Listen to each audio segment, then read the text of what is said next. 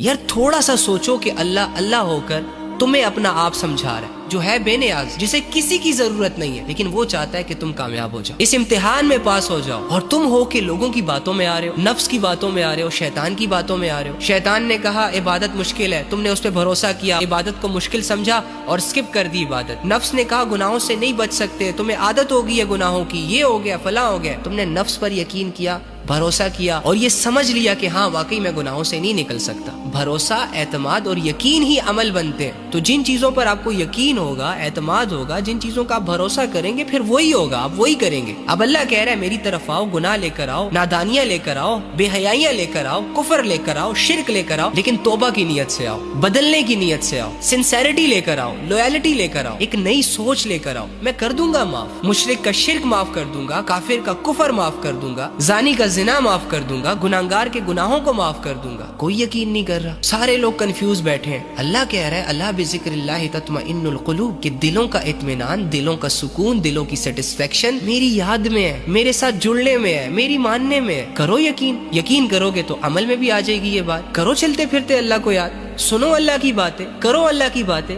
پڑھو اللہ کی باتیں۔ اگر یقین ہوتا تو پھر یہ سارے ایکشنز بھی ہوتے ہیں، پھر ہم یوں ہی نہ بیٹھے رہتے۔ کبھی ایک سے کہتے ہیں دعا کر دو، کبھی دوسرے سے کہتے ہیں بھائی تم ہمارے لیے دعا کرو۔ یار تم کیا کرو گے؟